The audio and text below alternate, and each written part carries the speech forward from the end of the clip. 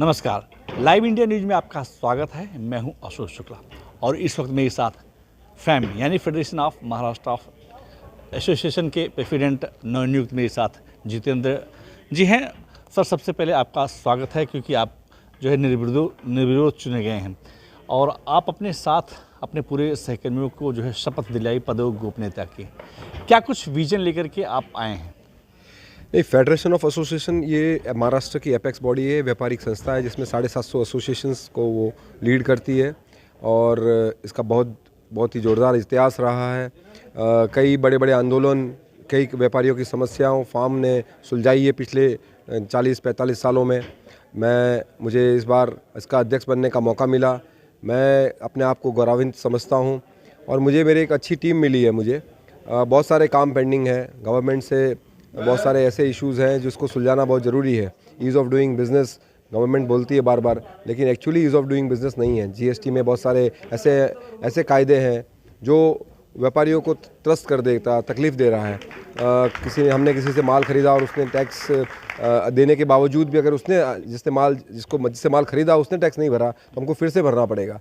ये गलत कायदा है, ये काला कायदा है जिसको कोई व्यापारी सहन नहीं कर पाएगा। और बहुत सारी समस्या है, पनवेल म्यूनिसिपल कॉरपोरेशन की समस्या है, बीपीटी पूरा एरिया जो कोलाबा से लेकर मझगांव तक है, वो सारे व्यापारियों को अब रिहेबिलिट तो करना है ना। आप वहाँ पे डेवलप करिए, यूटिलाइज़ करिए उस जगह को, आप नया मुंबई को नया रूप दीजिए, कोई प्रॉब्लम नहीं है। लेकिन वो व्यापारी इतने साल से वहाँ बैठे हुए हैं, उनको कहीं ना कहीं दूसरी रिहेबिलिट तो करिए, उनको प्रॉपर तो जगह दीजिए। आप वो नहीं देना चाहते तो कैसे होगा?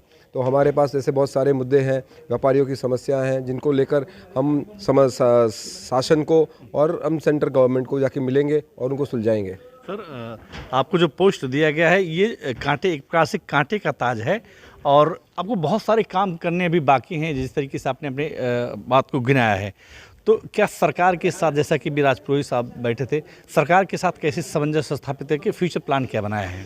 नहीं, सरकार के साथ ऐसे तो हमारे बहुत अच्छे संबंध हैं क्योंकि फार्म कोई भी लेजिटिमेट का जो होता है, जो सही जो काम होते हैं, जो जायज़ होंगे वही डिमांड करेगी, गैर वाजिब कोई डिमांड करती नहीं है। और जो समस्याएं जो एक्चुअली लेके जानी चाहिए सरकार के पास वही लेके जाती है। तो हम सरकार को वो सब चीज़ों के बारे में बताएंगे कि भाई जो ईज़ ऑफ डूइंग बिज़नेस में काम आएगा, गवर्नमेंट को भी विन विन सिचुएशन होगा, व्यापारियों को भी विन विन सिचुएशन होगा, दोनों में समन्वय रहकर आसानी से व्यापार बढ़े और अल्टीमेटली टैक्स गवर्नमेंट को मिलता है। तो गवर्नमेंट भी चाहती है कि ईज़ ऑफ डूइंग बिज़नेस हो, काम हो, और व्यापारी भी चाहता वही है। तो फार्म तो एक ब्रिज है खाली दोनों के बीच का, वो सेतु बना के दोनों के साइड वो सोल्यूशन ला के देगा। सर, आपकी इस फैम में जो है कितने एसोसिएशन जुड़े हुए हैं और कहाँ से लोग, कितने मेंबर हैं इसके? टोटल एक ज़माना था जब 750 एसोसिएशन हुआ करती थी। अभी कुछ साल पूर्व हमारे भूतपूर्व अध्यक्ष कोई अलग होके उन्होंने कुछ संस्था खोली थी, तो उसमें कुछ हमारे मेंबर्स छूट गए थे।